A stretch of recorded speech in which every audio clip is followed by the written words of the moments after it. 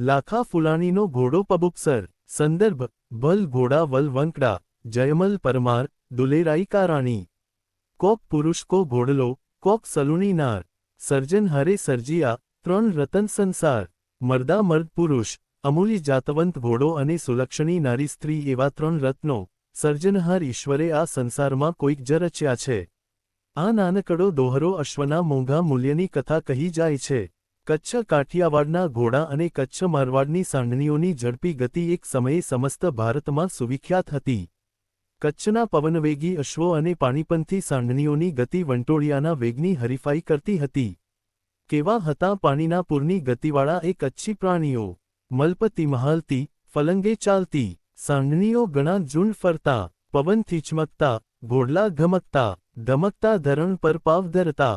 ઢળકતી ડેલશી રણકતી માણકી, થનકતી કોંતલો કનકવર્ણી. ભારતી માતને ખોળલે ખેતી, ધન્ય હો, ધન્ય હો, કચ્છ ધરણી. આવી કચ્છની ધરતી પર આજથી 1000 વર્ષ પર લાખો ફુલાણી નામે પ્રતાપી રાજવી થઈ ગયો. એના પિતાનું નામ ફૂલ હોવાથી સૌ કોઈ એને લાખા ફુલાણીના નામે ઓળખતા. કચ્છના કેરાકોટમાં એની રાજધાની. લાખો ફુલાણી મહાપરાક્રમી અને દાનવીર રાજા હતો. કચ્છ, કાઠિયાવાડ, ગુજરાત અને છેક મારવાડ સુધી એની ઉજ્જવળ કીર્તિના ગુણગાન ગવાતા. કહેવાય છે કે એની પાસે એક સુવર્ણ પુરસો હતો. આ સુવર્ણ પુરસાનો એવો ચમત્કાર હતો કે એના સુવર્ણ શરીરમાંથી જેટલો ભાગ કપાય તેટલો બીજે જ દિવસે ભરપાઈ થઈ જાય અને એ સુવર્ણ પુરસો સદા અખંડ રહે. આ કારણથી એ સુવર્ણ પુરસો સોનાના એક અખૂટ ખજાના જેવો થઈ પડ્યો હતો. લાખા ફુલાણીએ આ સુવર્ણ પુરસાના સુવર્ણનો ગરીબોને, કલાકારોને, કવિઓને દાન આપવામાં સદુપયોગ કર્યો હતો. આથી એનું નામ ચારે તરફ મશહૂર બની ગયું હતું. કવિઓ એની ઉદારતાનું વર્ણન કરતાં કહેતા કે લાખા પુત સમુદ્ર કા, ફૂલ ઘર અવતાર. પારેવા મોતી ચુગે, લાખા રે દરબાર. પલાણી હીરે જડી, સુરત પંચાણી. પરછમ હિંદો પાતશાહ, લાખો ફુલાણી. પારેવાનને પણ જે મોતીનો ચારો ચણવા આપે એવા આ લાખા ફુલાણી પાસે ઉત્તમ ઓલાદનો અને ઉમદા જાતિનો એક અશ્વ હતો. એનું નામ હતું પબુપસર. કચ્છની ધરતી ઘણા જૂના વખતથી ઊંચી જાતના અશ્વો માટે પ્રખ્યાત છે.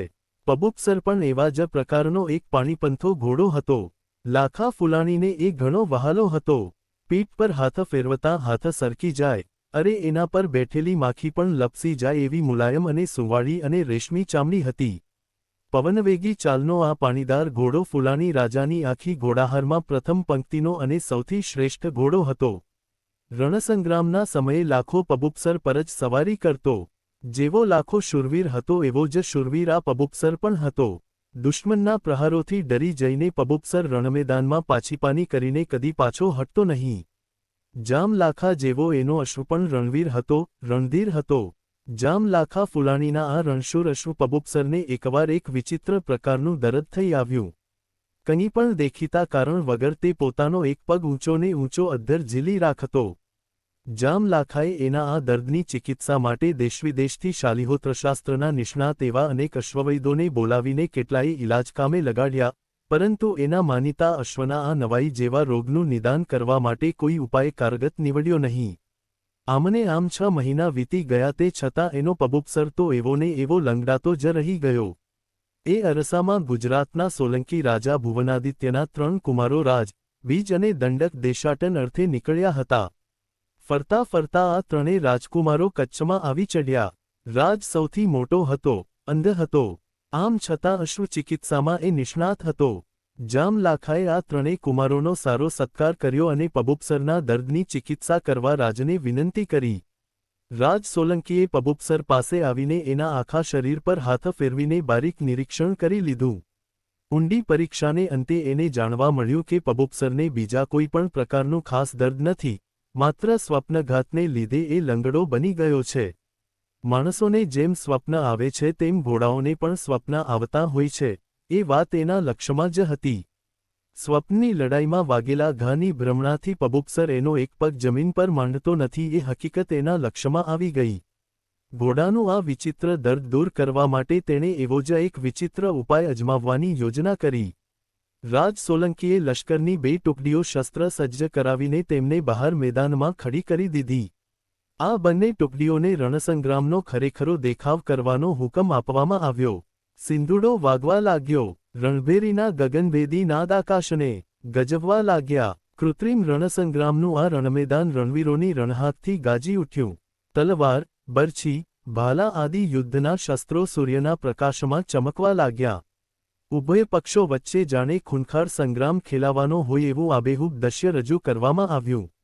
એ વખતે જામલાખા ફુલાણીએ રાજ સોલંકીની ગોઠવણ અનુસાર પબુપસર પર સવાર થઈને એક વિરહાક સાથે તેને પગની એડી લગાવી કે તરત જ પબુપસરની આંખોમાં વીરરસનો જુસ્સો ચમકી ઉઠ્યો. કોઈ અનેરા શૌર્યનું જોમ એનામાં ઉછળી આવ્યું. સ્વપ્નનો ઘા ભૂલી જઈને તેણે શુરાતનના આવેશમાં પોતાનો લંગડો પગ સડાપ દેતો જમીન પર માંડી દીધો. ઉભય બાજુના સૈનિકોના હર્ષનાદોથી વાતાવરણ ગાજી ઉઠ્યું. જામલાખાના આનંદનો પાર રહ્યો નહીં. અશ્વનું અસાધ્ય દેખાતું દરદામ એકાએક દૂર થતાં સોલંકી રાજકુમાર રાજદેવને તે હર્ષથી ભેટી પડ્યો.